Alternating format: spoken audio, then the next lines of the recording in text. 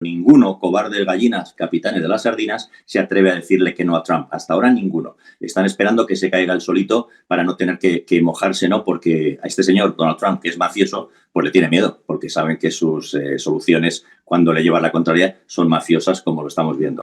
Pandemia digital, desinfectando su cinismo. ¡Acá atrás! Gracias por estar con nosotros hoy, Guillermo, para analizar un poco la situación estadounidense.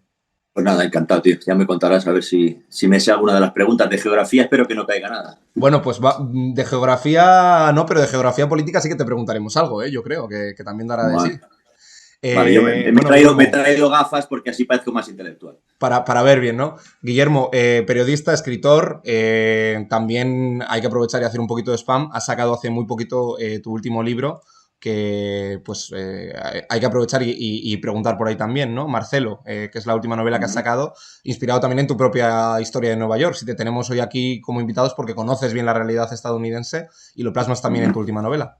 Bueno, Marcelo es un homenaje, ¿no? a los hispanos que son actualmente el motor de Estados Unidos y que, sin embargo, especialmente en la época de Donald Trump, pues han sido maltratados, ¿no? Han sido calificados de bad hombres, de violadores, de gente que ha venido a quitar el trabajo a los buenos habitantes de Estados Unidos y gente que no pertenece aquí, que debe volver a sus casas, ¿no? Bueno, Marcelo es una manera sencilla de demostrar, sin decirlo, sino poniendo los hechos delante, de que esta gente ha venido aquí a romperse la espalda. Esta gente son honrados a más no poder y son la gente más fácil que puede tener este país porque trabajan desde que amanece hasta que se pone el sol sin protestar nunca y sobre todo con un ánimo de hacer comunidad, no solamente de hacer dinero, que es lo que mucha gente hoy en día solo piensa. Y es una novela, pero tiene mucho de realidad, ¿no? Es decir, hay una disociación difícil de hacer, ¿no? Entre lo que son la experiencia y lo que dices tú, personajes, vivencias reales y el personaje como tal, un barman, ¿no? Bueno, Marcelo Hernández existe, tiene hoy 78 años, acaba de jubilarse, era el barman de referencia del Oyster Bar de Grand Central Station, o sea, un local súper clásico, tradicional y con mucho sabor de la ciudad de Nueva York, ¿no? Una estación por la que pasan diariamente 500.000 personas de ida y vuelta, ¿no? Y donde mucha gente que pasa por Nueva York acude a tomarse un trago, ¿no? Cuando digo mucha gente, hablo de gente normal y corriente como tú y como yo, pero hablo de un Mick Jagger que está dando un concierto, hablo de un presidente de España o de Colombia o de Nigeria que está en Naciones Unidas, hablo de la gente, de los CEO de Goldman Sachs o de Wall Street, cuando terminan van a tomarse con Marcelo un dry martini para celebrar que han ganado mucho dinero o un doble dry martini para llorar juntos que lo han perdido, ¿no? En fin, la historia de la ciudad de Nueva York pasa por esa barra y se mezcla con la historia de la inmigración latina, pero la historia al final, la historia de Marcelo, novelada, pero basada en la vida de Marcelo Hernández, como digo, lo único que pretende ser es una historia bonita, ¿no? Un libro de esos que cuando terminas dices, hombre, si hay gente en este mundo como Marcelo, igual me merece la pena levantarme por la mañana. Bueno, queda hecha la recomendación y agradecemos la reseña. Entrando yo en materia, hablando de la situación de Estados Unidos, estamos quizá en un momento en el que ya no se habla tanto de la política estadounidense interna porque la guerra en buena medida lo ha opacado todo, la situación política en España, pero hay muchos movimientos, ¿no? Después de las midterm quedaba un escenario, decíamos al principio, dividido, donde el rendimiento de los republicanos fue peor y donde ahora mismo diríamos que está quizá todo en el aire, ¿no? Ni sabemos seguro si Biden va a ser el candidato demócrata, ni sabemos seguro si Trump va a ser el candidato republicano y, por supuesto, en ambos partidos hay muchos movimientos. Ahora hablamos de Santis, hablamos de Alexandria Ocasio-Cortez. No sé cómo dirías tú que es el escenario después de las midterm y estos meses que hemos tenido ahora.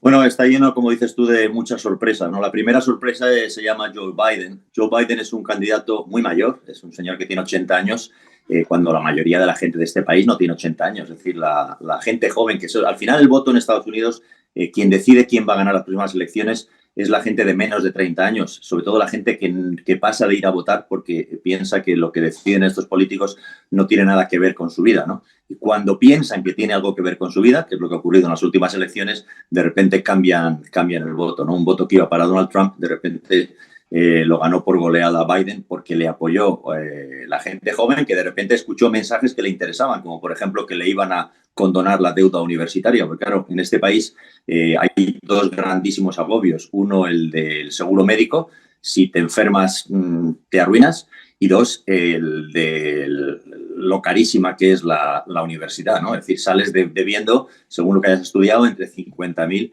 y $500.000, ¿no? ¿Y quién puede aguantar eso, no? Bueno, pues los jóvenes escucharon dos mensajes, uno que les condonaban la deuda universitaria y otro que se iba a hacer una inversión por fin enorme para intentar contrarrestar pues todos los desastres que están ocurriendo con la crisis climática, ¿no?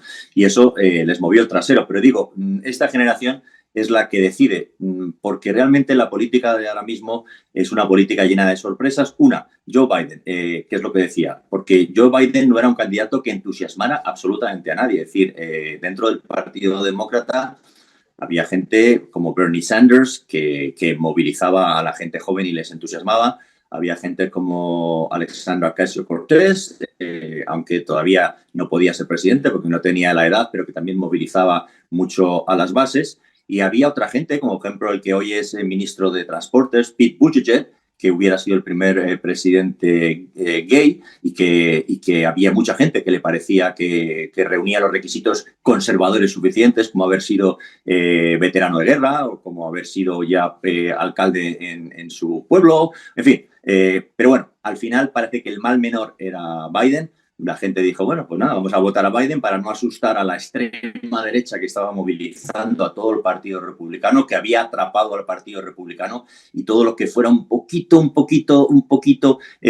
pro derechos les parecía que era comunista y horrible y que venía a comerse el país, con lo cual votaron a un señor pues que para entendernos es como el Leopoldo Calvo Sotelo que tuvimos nosotros de presidente, un señor pues que ni fu ni fa, un señor que bueno, que no es mala persona, pero que tampoco es muy brillante, que va a misa los domingos y que bueno, que cree en la democracia. Ahora, la gran sorpresa es que este señor, que parecía como el mal menor, de repente está legislando de la manera más progresista que ha existido en este país, mucho más progresista que Obama. Obama fue muy moderado porque decía, pues si hago algo me van a decir que porque soy negro, que tal, si la cago, el resto de los negros que vengan detrás de mí ya no van a tener posibilidades. Estaba atado de pies y manos, pero a este señor le importa tres pepinos y está al final de su carrera y lo sabe. Y ha hecho una cosa, o sea, él a lo mejor no es capaz de ver ese mundo nuevo que ve la gente de menos de 30 años, pero es capaz de escucharles. Les está escuchando y está legislando a la chita callando pues medidas muy progresivas. Unas que están parando el desastre de todo lo que nos había preparado Trump y otras que están preparando un mundo para que el que venga detrás no pueda volver a romperlo, ¿no? Como por ejemplo, pues hacer que el matrimonio gay sea una ley federal y no esté dependiendo de que el Tribunal Supremo decida o no decida que es ilegal y bueno, muchas cosas por el estilo. Hay dentro del Partido Demócrata como decías tú, distintas sensibilidades y sobre todo hay también esa incógnita grande por lo que decías, ¿no? La figura de Biden como un mal menor, pero él mismo, quizá por una buena lectura del momento político, no renuncia a ser el candidato en el 24. Se especula mucho sobre su estado de salud, se especula mucho sobre la posibilidad que tiene realmente de ganar. ¿Tú crees que puede ser el candidato en el 2024?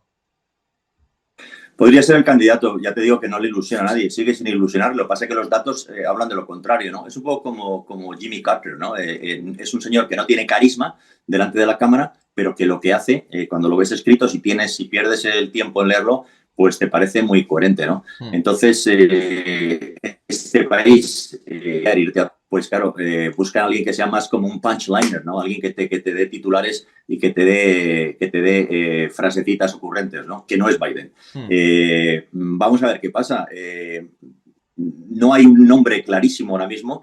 Yo creo que lo más parecido a lo que ilusionaría a la base demócrata de este país es el que, pero lleva muy poco tiempo, la gente le conoce muy poco, es el que se ha convertido en el portavoz de los demócratas en el Congreso en un momento en que ellos no tienen la mayoría, por tanto no se ve mucho, que se llama Hakeem Jeffries, y que hizo un discurso a propósito de la presentación de las conclusiones del Comité de Investigación del asalto al Capitolio del 6 de enero, súper brillante, muy parecido al discurso que hizo Obama por primera vez en televisión cuando era la conferencia demócrata y que ilusionó a muchísima gente.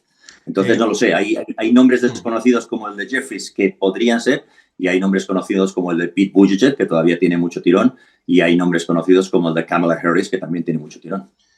Más allá de los nombres que puedan estar en la papeleta, dentro del Partido Demócrata hay, decías tú, una apuesta de Biden que realmente sí que tiene un fondo más transgresor de lo que podría parecer, pero sí que hay un equilibrio constante entre lo que podríamos decir más el establishment demócrata, que fue precisamente el que le aupó también en la victoria en unas primarias que parecían muy reñidas, ¿no? Que luego finalmente no fueron tan reñidas como se podía esperar cuando vence a Bernie Sanders, y enfrente tenemos a un grupo que ya no digo solo las posibilidades presidenciales, que son Justice Democrats o todo este sector de Alexandra Ocasio-Cortez y otros nuevos liderazgos jóvenes. No sé cómo ves tú a este grupo que mediáticamente tiene mucho impacto, que es muy atractivo a los jóvenes, quizá en redes sociales también, pero que lidia en una estructura gigante, ¿no? Mastodóntica. Realmente es difícil permear dentro del Partido Demócrata y aunque oímos mucho hablar de este grupo, no sabemos cuál es su influencia y su incidencia real en el partido.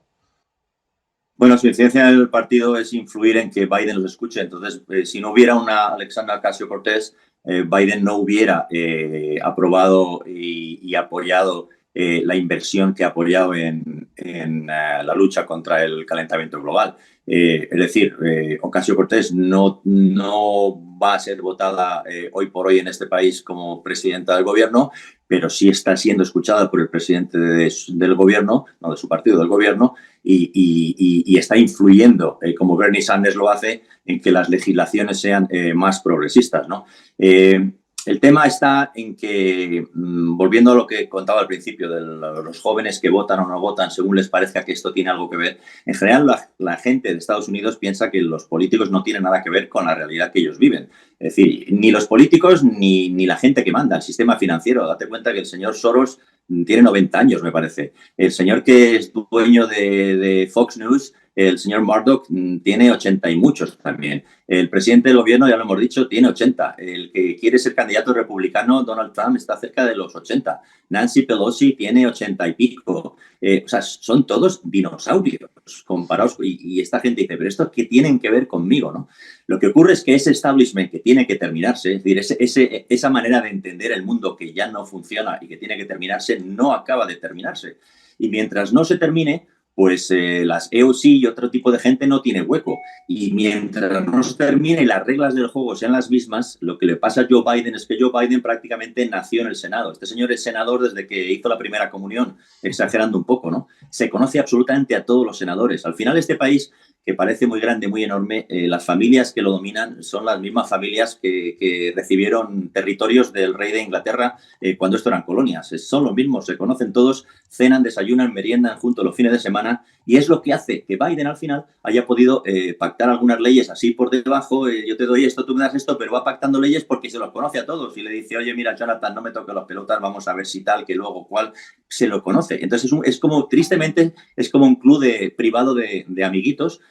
Pero claro, si tú perteneces al club y te conocen, vas haciendo cosas. Entonces, a los de fuera, que serían los que estamos hablando los jóvenes, todavía este sistema no les permite hacer nada. Lo que pasa y lo que ocurre y lo que estamos esperando muchos es que este sistema dé paso a un sistema nuevo, porque nadie nos creemos que este sistema funcione, nadie nos creemos que estas Naciones Unidas funcionen, nadie nos creemos que este sistema financiero funcione. Es decir, estamos esperando unas reglas más acorde con las generaciones que vienen y la manera de pensar de las generaciones que vienen, que no son tener cosas, sino tener acceso a servicios. Y enfrente del Partido Demócrata tenemos también un escenario curioso en el Partido Republicano, que no solo tiene todavía pendiente la cuestión del liderazgo, sino que hemos visto como esas distintas facciones han escenificado una tensión, una ruptura. Lo veíamos con la elección de McCarthy, ¿no? Como sustituto de Nancy Pelosi.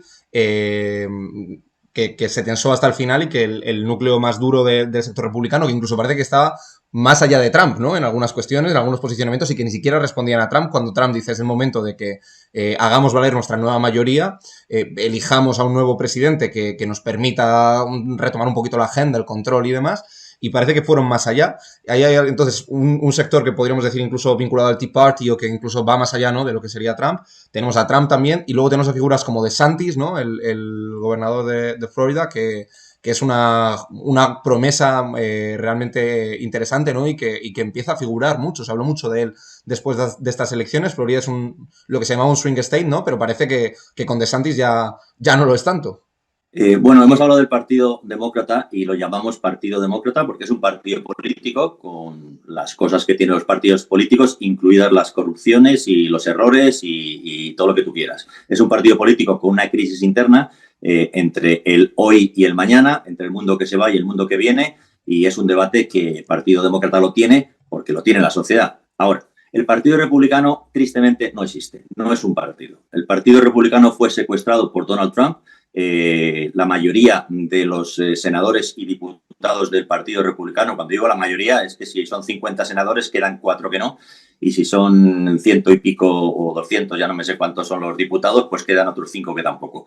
Pero la mayoría se dejó abducir por Donald Trump y entonces se ha convertido en una secta que obedece a un señor, que no se atreven a decirle que no a un señor. Por eso Donald Trump hoy por hoy es el único candidato presidencial. Están esperando todos que se caiga solo para decir, hombre, como se ha caído, entonces ya voto a este. Pero ninguno, cobardes gallinas, capitanes de las sardinas, se atreve a decirle que no a Trump. Hasta ahora ninguno. Están esperando que se caiga el solito para no tener que mojarse, ¿no? Porque a este señor, Donald Trump, que es mafioso, pues le tiene miedo, porque saben que sus soluciones, cuando le llevan la contraria, son mafiosas, como lo estamos viendo.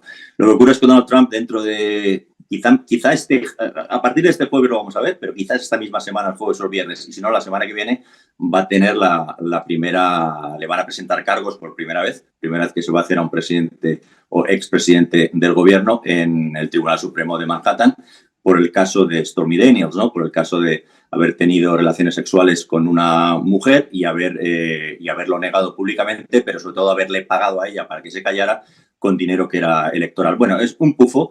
Primero viene esto, después viene lo de Georgia, de haber llamado al secretario de Estado de Georgia y obligarle o sugerirle que buscara algunos votitos más para él para que ganara en el Estado. Después viene lo de los papeles que han aparecido en Mar-a-Lago y después viene... Bueno, ya no me acuerdo. Ahí, en fin, que empezarán a aparecer candidatos no porque Trump no esté agarrándolos a todos de los huevos, sino porque Trump seguramente se va a caer y entonces los demás se van a liberar. Pero bueno, como digo, el partido es una secta. Ron DeSantis, al que algunos periodistas aquí llaman Ron Desastre, pues es un candidato ultraconservador, es un candidato pues que no es, digamos, un payaso como Donald Trump o un mafioso como Donald Trump, pero es un candidato muy cercano a las ideas de Viktor Orbán, de la dictadura cristiana. Es decir, es un señor que acaba de prohibir los libros en las escuelas, todos los libros que no dejen a la clase, a la raza blanca como la raza ideal que ha liberado América y que lidera el proyecto más bonito del universo. De cualquier libro que presente un fallo posible de algún ser humano o mujer que sea de raza blanca y que haya tenido un fallo, lo ha quitado. O sea, todo lo que hable de una historia escrita por los latinos, de una historia escrita por los afroamericanos, todo lo que hable de alguien que no sea hombre o mujer, sino que sea gay o sea trans o sea otra cosa, eliminado. Es decir, es un señor muy peligroso. Y bueno, pues puede que sea el candidato. Todo el mundo piensa que será el candidato si cae Donald Trump. Si no, no se van a atrever a presentarse ninguno. ¿Tú crees que DeSantis entonces no se atrevería a ir a un enfrentamiento en las primarias republicanas? Es decir, ¿tú crees que Donald Trump tiene todavía ese capital político tan grande como para que su palabra condicione totalmente al partido? En el sentido de que no tenga ni siquiera una alternativa firme. Queda tiempo para las elecciones. Por lo tanto, lo que está haciendo DeSantis, inteligentemente, desde su punto de vista, es esperar a que Trump se caiga solo para no tener que llevarse la mierda que le va a echar Trump si él salta claro, a la arena electoral ahora mismo. Y todas las quinielas dicen que Trump se va a caer él solo, con lo cual él está esperando tranquilamente, haciendo su cosa y regodeándose de que, como él se llama, es el sheriff de Arizona, que ha llegado él a salvar la humanidad, ¿no? Bueno, pero pasa que el mensaje que tiene de salvar la humanidad es un mensaje típico de la ultraderecha, es el mensaje de pretender que estás recobrando valores para toda la gente y para favorecer la vida de toda la gente, cuando realmente estás intentando mantener privilegios obsoletos que ya no deberías tener, disfrazándolo de esto, ¿no? Es decir, es que lo que está haciendo aquí el Partido Republicano es muy fuerte. Es que mientras estamos hablando, la gobernadora de Arkansas en idiomas, acaba de flexibilizar la posibilidad de que los niños trabajen, ¿no? Ella dice, no, es que esto es para que sea una decisión de los padres, ¿no? Que si yo quiero que mi hijo de 13 años trabaje en una heladería al lado después del colegio para pagarse el viaje de estudios, pues que no tenga que pedir un permiso al gobierno, papeleo y tal, y no sé qué. Claro, sí, wow. Sí, tu hijo en la heladería sin ningún problema, pero todos los hijos que no tienen padres o los emigrantes o toda esa gente, que ahora mismo hay un montón de acusaciones sobre empresas americanas contratando a niños o sea, en horarios infernales y con salarios infrahumanos. Claro, ese es el tema, ¿no? Entonces, con la idea de que no vamos a ayudar a la humanidad, no que los padres y tal, que eres tú, la gente privilegiada, pero a los demás que les den por saco. Entonces, ese es el rollo de la extrema derecha, ¿no? Vamos, no, que los niños no sean indoctrinados en la escuela de Florida, vamos a prohibir los libros malos, no sé qué, tal, no sé qué, y ya les cuento yo mi historia, ¿no? Entonces, claro, por eso digo que es una secta, es decir, no son sinceros, no están diciendo lo que quieren hacer. Quieren que esto sea una dictadura de la raza blanca y supremacista y cristiana, y los demás que vivan como en la época feudal, por la calle, y que les den por sacos. Si no tienen seguro, mala suerte, y si no pueden estudiar, pues se siente. Pero hay un riesgo real, como decías, quizá lo bonito desde un punto de vista de análisis, ¿no? Es que está todavía todo en el aire, pero efectivamente hay un riesgo real de no solo que vuelva Trump, sino me atrevería a decir que aunque no vuelva, sí que podríamos decir que se ha asentado un discurso, se ha normalizado, que es un poco el riesgo que hay, ¿no? Que una vez se llega, se condiciona el debate, se meten en agenda temas que no estaban, por tanto, de fondo podemos hablar de qué pasará con el trumpismo sin Trump, pero realmente buena parte de esa ideología ya ha permeado en la sociedad estadounidense, en los medios de comunicación, en la agenda. También es verdad que Trump simplemente terminó de dar forma, de dar rostro a un pensamiento reaccionario que ya existía en Estados Unidos, pero desde luego al catapultarlo tanto, sí que hay una tendencia reaccionaria en Estados Unidos. No sé cómo lo ves tú, independientemente de ya de que... Sí, hay una tendencia reaccionaria basada básicamente en la desinformación que este ser humano y los que le han seguido se han dedicado a expandir, ¿no? Por ejemplo, ahora estamos con Tucker Carlson, que es el presentador estrella de Fox News, intentando blanquear el asalto al Capitolio. De 42.000 horas que hay grabadas por las cámaras del Congreso, pues él ha utilizado 5 minutos para, en teoría, probar que aquello fue una visita guiada por los policías a gente amable y sencilla, que lo único que querían es hacerse un selfie en el Capitolio, ¿no? Bueno, ¿cómo se prueba esto? Pues con hechos. Tenemos ya 500 personas en la cárcel, o sea, juzgadas y en la cárcel, que han reconocido los hechos por el asalto al Capitolio. Y ahora vamos a ver cuando presenten cargos contra Donald Trump qué pasa, y contra otra gente que está debajo, ¿no? Está la familia con la empresa, está Giuliani, su abogado, está su abogada, están los de Fox News. Es decir, hoy ha habido otra querella contra Fox News por mentira y por difundir a sabiendas de que era mentira, pero para ganar audiencia, el bulo de que las elecciones habían sido manipuladas, ¿no? Bueno, pues tenía una condena, tiene un juicio ahora mismo pendiente por 1.600 millones, le han puesto esta mañana otro por 2.600 millones, vamos a ver si aguanta esa maquinaria, ¿no? Entonces, cuando la gente empiece a ver que todos estos que les prometían que es que Hugo Chávez manejaba las máquinas de votar y tal, vea que no lo han podido probar y que están en la cárcel por mentirosos, pues hay alguna gente, la gente que han sido engañadas, pero que creen todavía en su país y que no son violentos, que yo creo que van a echar para atrás. El núcleo de violentos va a estar ahí siempre, pero el núcleo de violentos debe ser lo que es, un núcleo pequeño de violentos que tristemente tenemos que convivir con ellos, ¿no? Pero esto había contagiado a gente de bien, a gente que simplemente ve las noticias por un canal, Fox News, y a los que los han engañado. Tristemente, encima, hoy sabemos que los presentadores lo han dicho en sus mensajes de texto que han salido a la luz de sus teléfonos, que eran pobres inocentes a los que le metían cualquier cosa y se han reído de ellos, ¿no?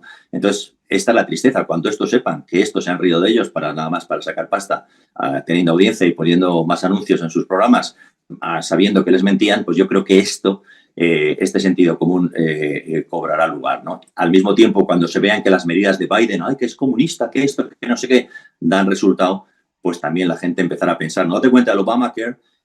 Trump se ha pasado 4 años queriendo quitar el Obamacare porque en teoría ese seguro era horrible, los impuestos, tal, no sé qué. No han podido, porque la gente republicana a la que han tenido seguro médico por primera vez gracias a Obama, ahora no se lo quitas tú. Ahora vete a decirles tú que es comunista, que su hija cuando tiene cáncer, en lugar de que la madre tenga que vender la casa, puede tener una asistencia. Vete a contarle tú que eso es comunismo, que no se lo cree nadie. Entonces, la política de hechos consumados, es decir, Biden está haciendo cosas que van a quedar y que se van a filtrar en la sociedad, y la política de justicia contra la gente que ha estado mintiendo durante 4 años descaradamente y ha provocado lo que ha provocado en este país, yo creo que va a hacer que la gente que tiene sentido común y que ama América, aunque sean muy conservadores y no quieran pagar tantos impuestos y les parezca que en el colegio hay que enseñar esto o aquello, o quieren ir a misa o lo que les dé la gana, pero que no quieren que este país se vaya a tomar por saco ni son violentos, esa gente volverán a ser votantes republicanos en lugar de miembros de una secta. Es la esperanza, que la secta cada vez sea más pequeña. Bueno, y decías toda la influencia que tiene Trump, y pasando ya un poquito a geopolítica también para ver a Estados Unidos en perspectiva internacional, tiene incidencia, ha sido un referente, se ha convertido en un auténtico referente internacional que ha permeado en América Latina, ¿no? Con no solo políticamente la ideología Bolsonaro, sí. Claro, sino efectivamente también incluso las formas, ¿no? Y ahí tenemos a Bolsonaro, tenemos a muchos líderes que se pueden ver representados en Trump. No sé si consideras que es, bueno, que evidentemente hay un riesgo de involución en toda la región, en América Latina, y nos preguntaban también por aquí, por el chat, la gente, ¿te suena, te rima algo de este discurso tan encendido, tan bravucón de Trump? ¿Te suena esa rima en España? ¿Empiezas a oír esa rima en España o dirías que no? No, sí, claro, totalmente. Es decir, de hecho, el asesor Steve Bannon, que es el creador de la campaña electoral que llevó a Trump a la Casa Blanca en 2016, fue a España a reunirse con Vox y a asesorarlo. Es decir, son los mismos, creen en lo mismo. Mira, de siempre ha sido más fácil tener que discutir con dictadores, porque discutes esto para mí, esto para allá, que con parlamentos, que es que te ponen pegas, que te obligan a que presentes documentos, ¿qué tal? Entonces, claro, pues esta gente, a Orbán le encanta hablar con Trump y a Trump le encanta hablar con Putin y a Putin le encanta hablar con Bolsonaro, porque no tienen que discutir con los representantes del pueblo. Discuten entre ellos y yo me lo guiso, yo me lo como. Y como además esta gente, el pueblo les importa 3 pares de narices, lo que les importa, por ejemplo, a Trump con respecto a la guerra de Rusia y Ucrania es que Putin le deje poner un Trump Tower en medio de Moscú para que esté su nombre, que se le pone a él la cosa gorda y hacer caja con la construcción, lo demás le da igual, pues son discusiones de ellos, de sus propios negocios. Es decir, ellos entienden el mundo como el palco de un estadio de fútbol, donde no vas a ver el partido, sino a firmar contrato. Exactamente. Y entonces, bueno, pues toda esta gente, claro, esto es contagioso, por supuesto. Pues claro, en España Vox me gustaría lo mismo, que España fueran ellos y que ellos fueran los que hicieran negocios y decirnos, no, ya os vamos a contar a vosotros lo que tenéis que hacer y lo que no. No quieren opiniones de nadie más. Es que es el problema. El problema de la extrema derecha se disfraza estupendamente de valores humanos, de la cristiandad, de Europa, de defensa de la mujer y tal. Claro, defensa de la mujer. Tienen a la mujer en un altar como la Virgen María, pero delicada y tal, y que nadie la toque, pero que luego que no se vaya a poner, que no vaya a bajar la Virgen de ahí y se ponga a trabajar, o que tenga algunas ideas en el comité de empresa, o que, cuidado, no, que esté ahí y que tenga el hijito y tal, y cómo te queremos madre, y qué guapa estás, y un besito, pero que no vayas a opinar. Eso es la extrema derecha, al final. Entonces la extrema derecha no quiere que nadie más opine, y no quiere que nadie más participe, no quiere que la vida sea una fiesta donde la gente que venga aporte sus ideas, sus culturas, sus propios juegos de la infancia que nosotros desconocíamos, ¿no? Quiere que la vida sea lo suyo, su club privado, y por la ventana ver a los negritos y a los hispanos y a los asiáticos y saludarles así con la manita, pero que no entren. Y eso que es Estados Unidos ahora mismo, la secta en que se ha convertido el Partido Republicano, defensa de privilegios obsoletos de los millonarios, como digo, herederos todavía de la gente a la que el rey George III les dio las colonias, pues esa gente no quiere soltarlo, no quiere soltarlo. Y lo mismo que pasa en España. En Vox, ¿cuánta gente se llama Sánchez y Martínez de los que mandan? Todos tienen apellidos, apellido compuestos. Y si miras, son todos descendientes de lo mismo, de la gente a la que los reyes católicos y el resto de los reyes les dieron territorios por aquí. Es que son todos sí, con todos apellidos son compuestos. Es Es muy fuerte. Pues esa es la historia, Entonces, al final, no quieres que España sea esto, lo que tú quieres es que no te quiten el título y que no te quiten los privilegios que te dieron los reyes católicos. Igual te los merecías, pero coño, que es que han pasado 500 años. Entonces, a lo mejor hay que revisar eso. Una pregunta más, no quiero abusar mucho más del tiempo, aunque es genial, pero por respetar un poquito los horarios que me habías comentado. Hay una cuestión... voy a hacer publicidad del libro. Mira, ahí lo tenemos a Marcelo. Momento de... ¿no? Momento publicitario. Está bien traído, bien traído. Te iba a decir, cerrando un poquito también, y luego te voy a pedir una recomendación, que siempre cerramos con una recomendación cultural. Yo te dejo que lo vayas pensando, todos los invitados... Recomendación, siempre que vayas de viaje, llevar muda de recambio. Muda de recambio. Pero te la voy a pedir cultural, luego te voy a pedir una canción, una película para hablar de todo esto. Pero bueno, antes te iba a decir, Estados Unidos... como gran hegemón del mundo, esto que es aquí hablamos de política internacional, que hablamos de geopolítica, que analizamos, está evidentemente resistiéndose a asumir que ya no estamos en un mundo unipolar, que ya cayó el telón de acero, pero están surgiendo nuevos países con mucha capacidad, hay cada vez una mayor interdependencia, se ha relativizado el poder de Estados Unidos y su horizonte, ¿no? Ese horizonte de democracia liberal que era la aspiración total, ya no lo respetan muchos países, igual que tampoco el modelo económico, igual que tampoco el modelo cultural. Muchas veces se dice que donde menos diferencia tiene el Partido Republicano o el Partido Demócrata o en general es en la política exterior, aunque sí que le podemos encontrar mucho, porque ambos defienden esa voluntad de preservar a Estados Unidos en una posición privilegiada. No sé cómo dirías tú o cómo ves tú el futuro con la cuestión de China abierta, ¿no? Porque Estados Unidos tiene los ojos en China puestos, aunque parezca que estamos hoy en Rusia, con la guerra de Rusia escalando retóricamente y parece que no solo retóricamente. Entonces, realmente Estados Unidos va a ser clave en la configuración de un orden que ya está cambiando, pero que Estados Unidos va a ser clave lo que haga él. Estados Unidos es un imperio a corto plazo, a largo plazo está terminado. Digo está terminado porque los imperios, la gente tiene que recordar que se hacen porque de repente crean ilusión o fuerzan a tener ilusión a un montón de gente y esa gente se deja la espalda por sacar adelante esa idea. Y de los imperios no suelen ser un territorio, o por lo menos desde Estados Unidos, desde la creación de Estados Unidos, los imperios dejaron de ser un territorio para ser una idea. Y esa idea, este país, que es el rey del marketing, se la ha vendido muy bien al resto del mundo. A veces con fundamento y muchas veces siendo un eslogan que después rascas y está hueco. Como por ejemplo el de Donald Trump, Make America Great Again. Suena maravilloso, volver a hacer América grande, pero rascas y es que no hay ni una sola idea ni un solo apunte de cómo hacer eso, ¿no? Pero bueno, en cualquier caso, Estados Unidos es el imperio de las ideas. Mucha gente ha venido aquí a currar, mucha gente se ha dejado la piel en el pellejo y han conseguido, por ejemplo, poner un hombre en la luna, ¿no? Estamos hablando de los años 60, cuando todo un país consiguió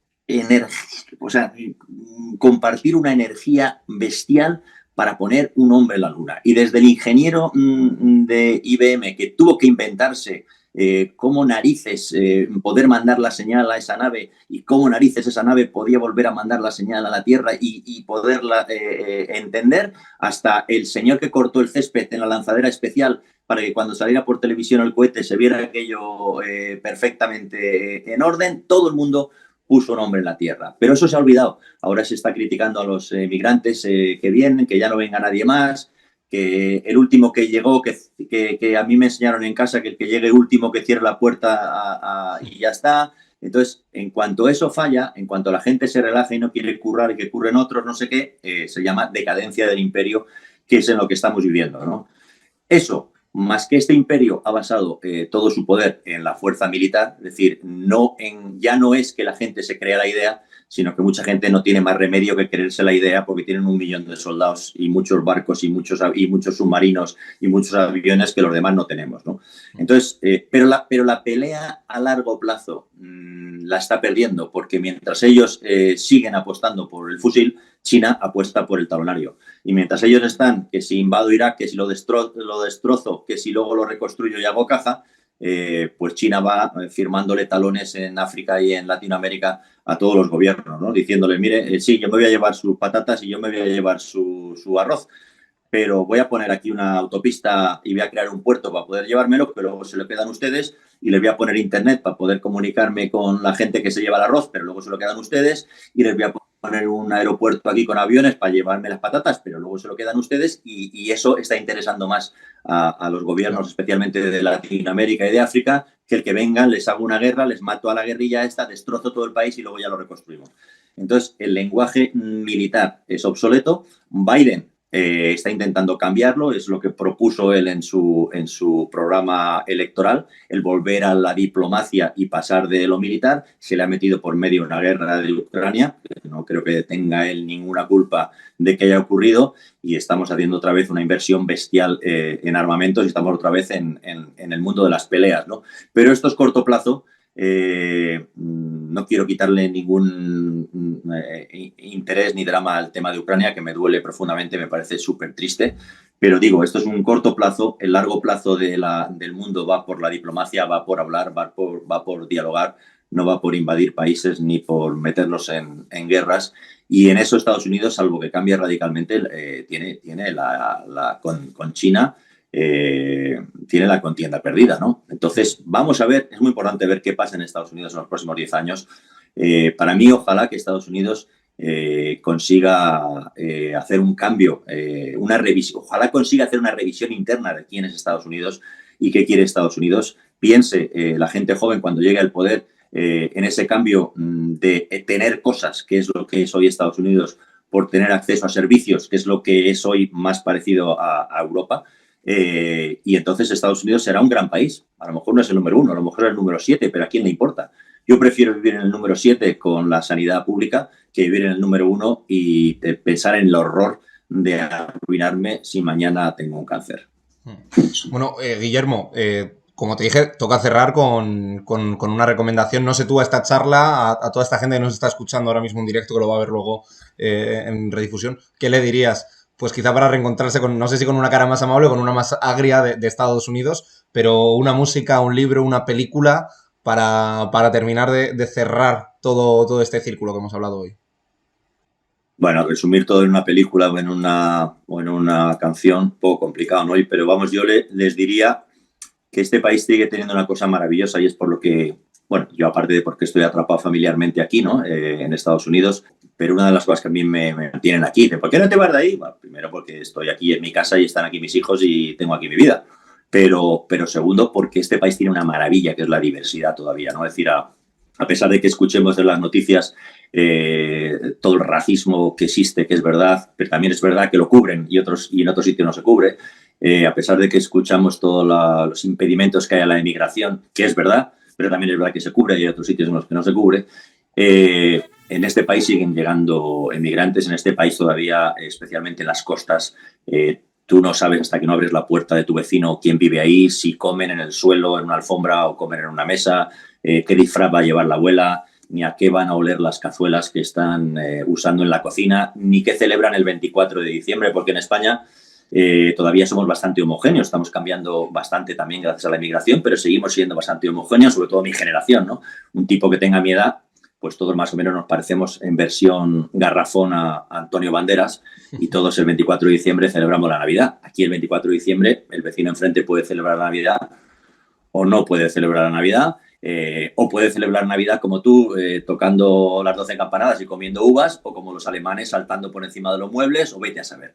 Entonces, esto sigue siendo todavía un poco como el bar de la Guerra de las Galaxias, y eso es una energía que tiene este país que es imparable, ¿no? La capacidad de sorprenderte continuamente con gente distinta, con ideas distintas, con maneras de ver la vida desde un punto de vista diferente, ¿no? Que es lo que te hacen a ti pensar sobre el punto de vista tuyo.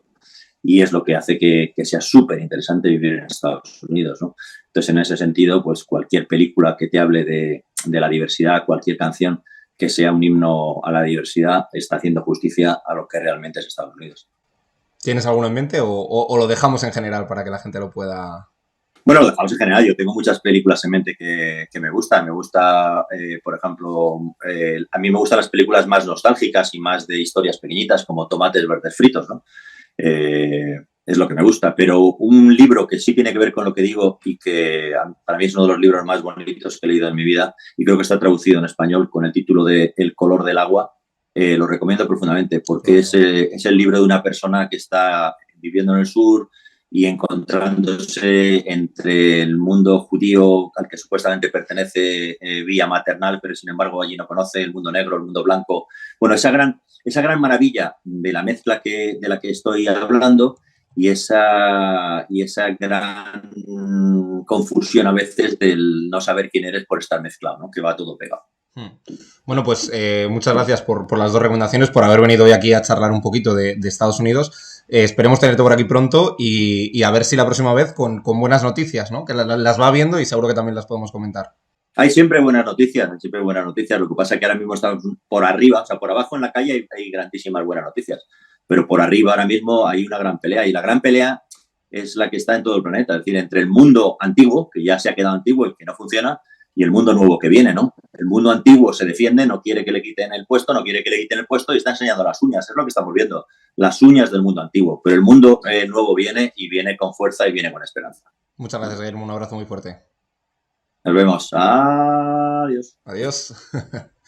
Llegó el momento de no estar callado, de desmontar inventos que vienen envenenados. Es contrainfo, que no es lo mismo. Pandemia digital, desinfectando su cinismo. Gracias por la suscripción, muchísimas gracias.